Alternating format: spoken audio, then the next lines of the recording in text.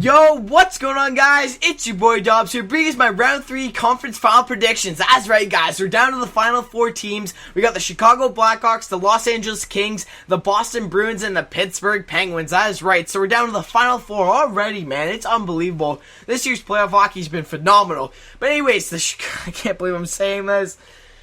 The Chicago Blackhawks beat Detroit in 7 games. I know, we were up 3-1 this series. What were we thinking? We're pulling the Canucks here, boys. I'm just kidding. We did choke, though. I can't believe we gave up a 3-1 series lead. Chicago forced us to Game 7. A really intense Game 7. One of the better Game 7s I've watched. Really high intensity. Mixed emotions throughout the game. A really big goal got called off. I think it was by Keith. I could be wrong. I'm pretty sure it was Keith or Seabrook. One of the two. I know that for sure. And that was huge. Everyone was freaking out on Twitter. But eventually it went to OT. And Chicago, Seabrook wires one past Howard, and they win in 7 games. So hats off to the Detroit Red Wings for a great season, and hats off to the Chicago Blackhawks for a better season. They're just the better team. So once again, Chicago beats Detroit in 7 games. It's so hard to say. I can't believe it. On to LA and San Jose. A very similar series as well. A very close series on both ends. LA and San Jose went to 7 games as well. Very high intensity. I watched that game as well. I believe it was the third period. It was either 3-2 or 2-1, something like that.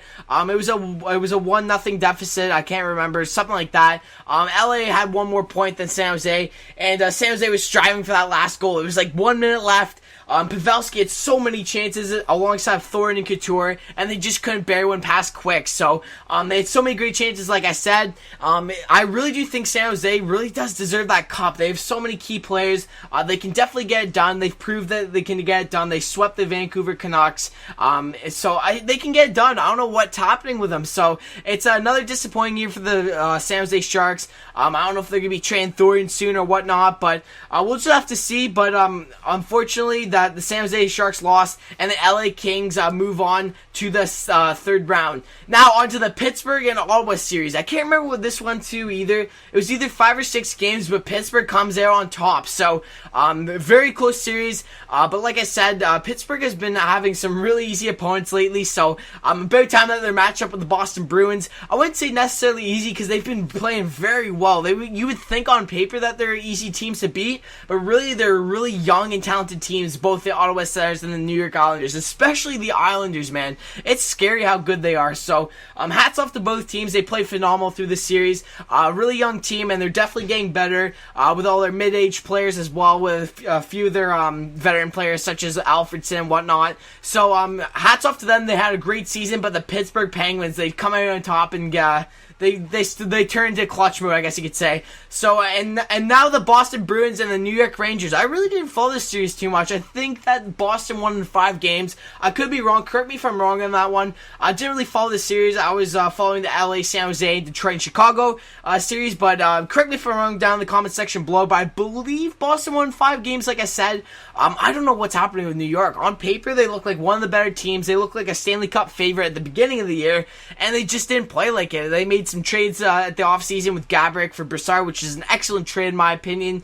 But Lundqvist, he carried that team on his back. Without Lundqvist, they probably would have made it in the playoffs, to be honest. So, big hats off to Lundqvist. He's even striving to improve even better. Like, I saw tweets from Lundqvist, and he wants to do even better. I don't know how much you can get from this guy. This guy is probably the best goalie in the league right now, and it's unfortunate his team didn't play the way he wanted to. So, the Boston Bruins, I believe, won in 5 games. Correct me if I'm wrong, like I said, down in the comment section below, but the Bruins beat the Rangers. So, for the final 4 matchups, we got the Boston Bruins and the Pittsburgh Penguins and the Chicago Blackhawks and the LA Kings.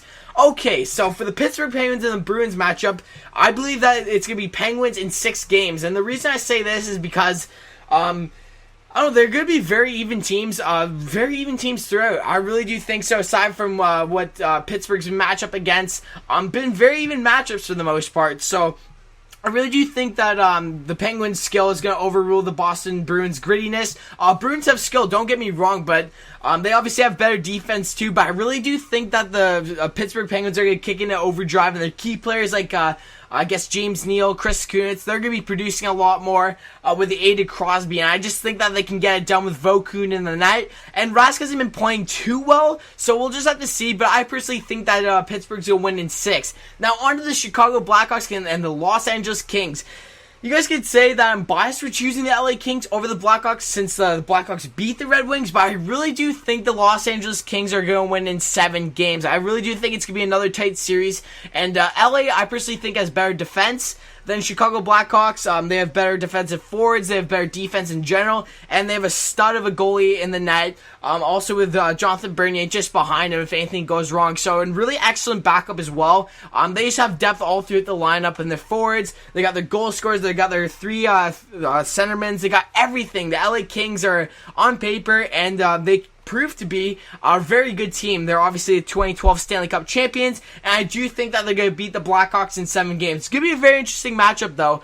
Very tight on both ends. Like I said, all these matchups have been very well evened, and it'll be interesting to see what happens, but I really do think the Los Angeles Kings are going to come out in 7 games. So hopefully you guys enjoyed this video, and let me know what you guys think down in the comment section below. Who are your final 2? Who's your Stanley Cup favorite? Who you think's going to be bringing home the Stanley Cup?